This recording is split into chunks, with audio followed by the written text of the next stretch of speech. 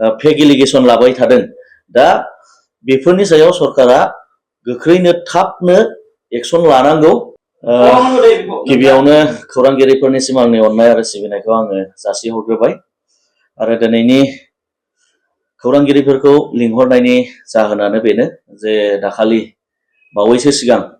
जे डाम्पारनि कालेक्सनखौ लानानै जे ससियेल मिडियायाव माखासे भाइराल जानायखौ नुनो मोनबाय थादों दा बिनि सायाव आं फंनैसो बुंनो थाखाय आङो दिनै ससियेल मिडियाखौ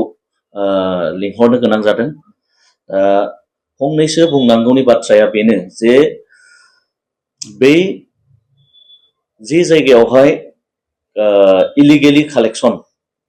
कालेक्सन जाबाय थादों आरो बे इलिगेलि कालेक्सन जाबाय थानायखौ खोनानानै बे जायगायावहाय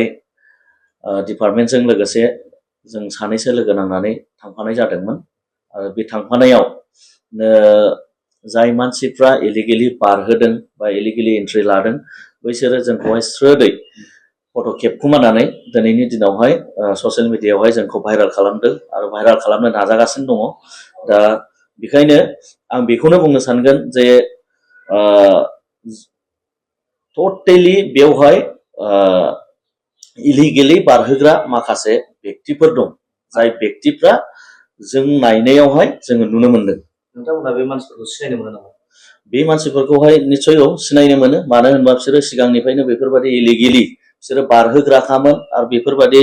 दादागिरि टाइपनि बिसोरो दिन्थिनानैहाय सानफ्रामबो माने बेफोरबायदि इलिगेलजों सोलिग्रा मानसिखामोन बिथांनि मुंखौ मिथिनो मोनो मोनथिगौ दा बिथांनि मुङा मनज बसुमतारी जायखौ गल्डन होननानै मोनथियो आरो बेजों लोगोसे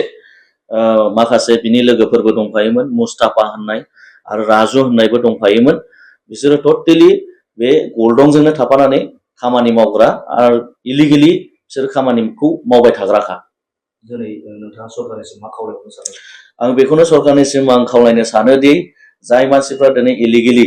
सानफ्रामबो बेफोरबायदि बारहोबाय थादों बा एन्ट्रि लाबाय थादों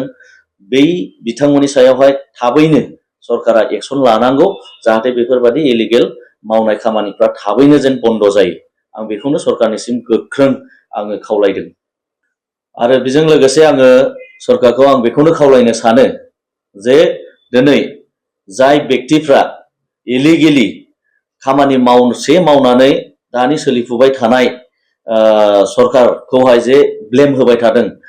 फेक एलिगेसन लाबाय थादों दा बेफोरनि सायाव सरकारा गोख्रैनो थाबनो एक्सन लानांगौ आरो बिसोरनि जे इलिगेलि सोलिबाय थानाय जे बिसोरनि माइनिं बेफोरखौ थाबैनो बन्द खालामनांगौ मानो होनोब्ला बिसोरो बेफोरबादिजोंनो